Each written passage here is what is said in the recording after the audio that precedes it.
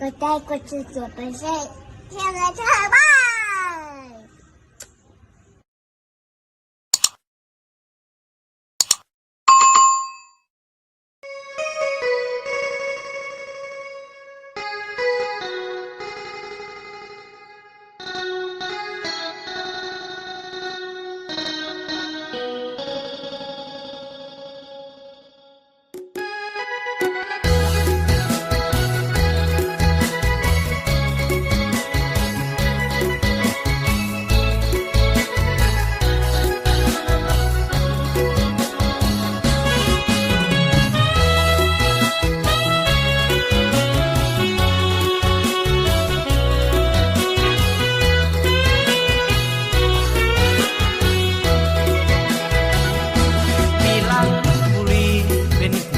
ยเด็ดงามน้ำตาแสนสุขเหลือเมื่อมาหากินได้จะมาเทียมได้ดินแดนเข้าขาวสาวงามพักแดนใต้ทิวทาป่าดงพงไผ่งามจับใจที่ไหลหน้าโซให้ได้มาเห็นงามเด่นเหมือนเป็นบุญตาวังอ่างคำลือสาความสร้างสร้างชีวิตใหม่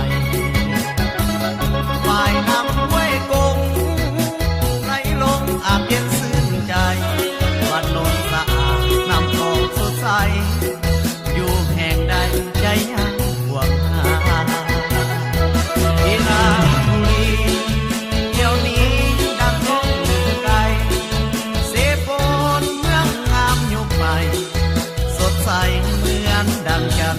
ทราบอกคำพ้องแดงทุกแห่งสับสินนานาบริษัทเมืองบางพาธนาความภาษาก้าวเดินเรื่อยไปที่ราชบุรีเหมือนมีมนต์คลังฟังใจเป็นแดนอุดมวิไลสาวงามนำใจอยากได้เป็นคู่อยากอยู่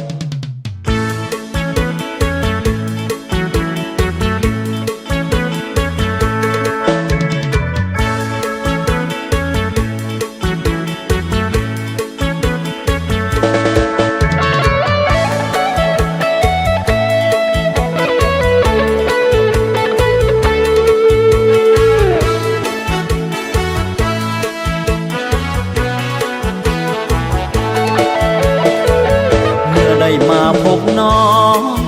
เนื้อทองโสภาตาคมอายจนเซ่อจนงงยืนทรงล่องลืม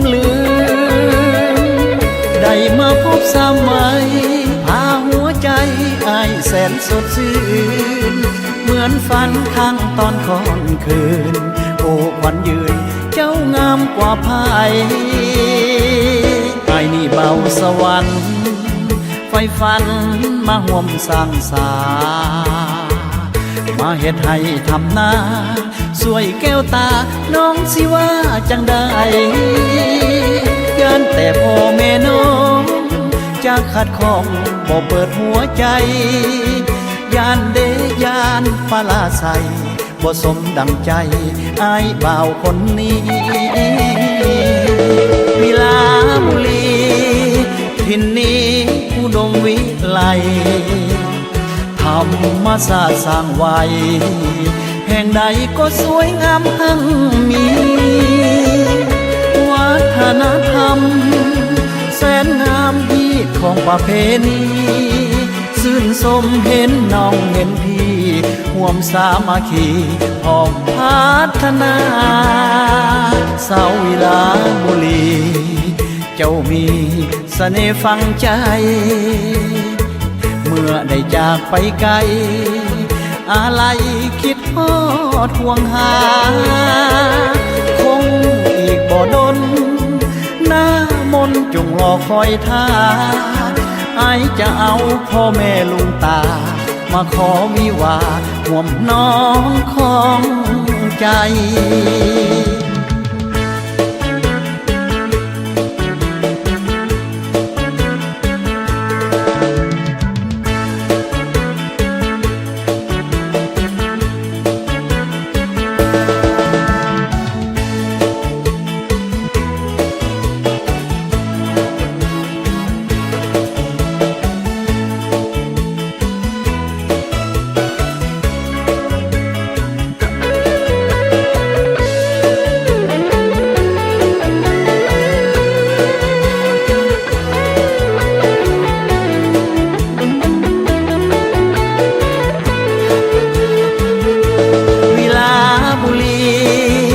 ทินนี้อุดมวิไลธรรมศาสตร์สร้างไว้แห่งใดก็สวยงามทั้งมีวัฒนธรรมแสนงามที่ของประเพณีชื่นสมเห็นน้องเห็นพี่ห่วมสามัคคีพร้อมพัฒนาสาววิลาบุรีเจ้ามีเสน่ห์ฝังใจเมื่อได้จากไปไกลอะไรคิดฮอดห่วงหาคงอีกบ่ดนหน้ามนจงรอคอยท่าไอจะเอาพ่อแม่ลุงตามาขอวิวาห่วมน้องของใจ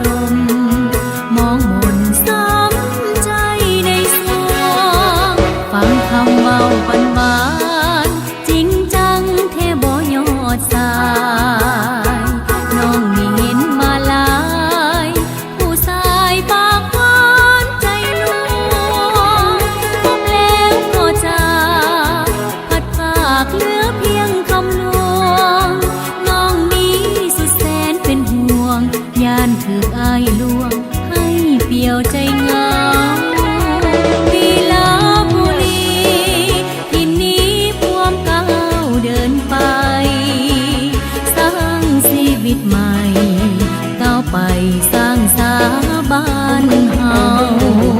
มีอยู่มีกินทุกถิ่นเจริญเดินก้าวบ่โดนบ้านเมืองของเฮาภาษาทุกเผ่าจะมีความสุขสันต์อ้ายบ่าวสวรรค์น้องลอวันอ้ายนั้นกล่าวมาพ่อแม่เอาอาลุงป้าเพิ่นขอคอยวันนำขันหมากมาขอน้องจะรอจนถึงวันนั้นเวลาล่วงไปไกลผ่านน้องจะคอยวันอ้ายนั้นเต่ามา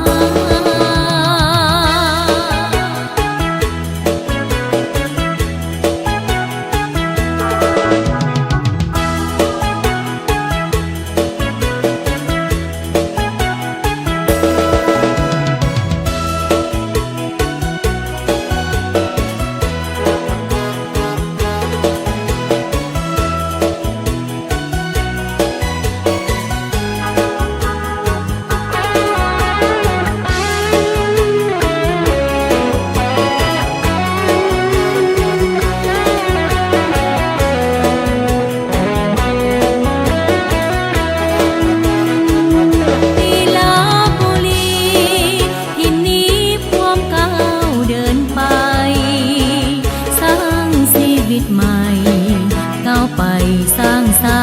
บ้านเฮามีอยู่มีกินทุกถิ่นเจริญเดินก้าวบ่โดนบ้านเมืองของเฮา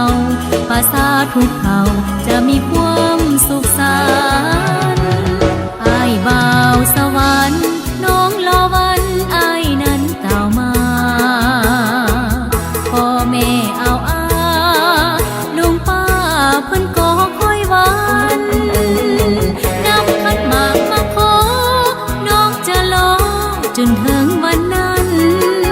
เวลาล่วงไปไกลผ่านน้องจะคอยวันอ้ายนั้นเต่ามา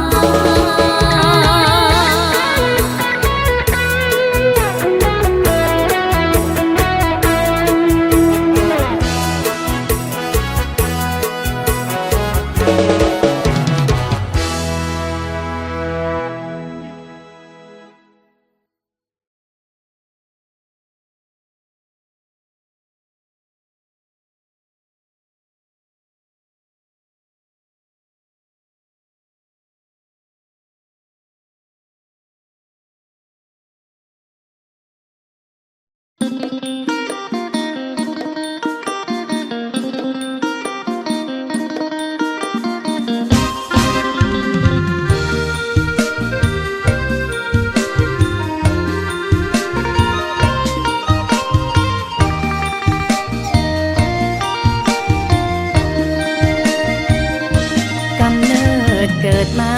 ใต้สายขาบ้านเมืองแห่งนี้ดินแดนอุดมหังมีวิลาบุรีจดจำฝังใจเฮาได้เกิดมาเพิ่งพามาแต่เยาว์วัยอยู่มาแต่น้อยจนใหญ่สุขใจแท้เดบ้านเฮาทิวทัศน์งามตาท้องนา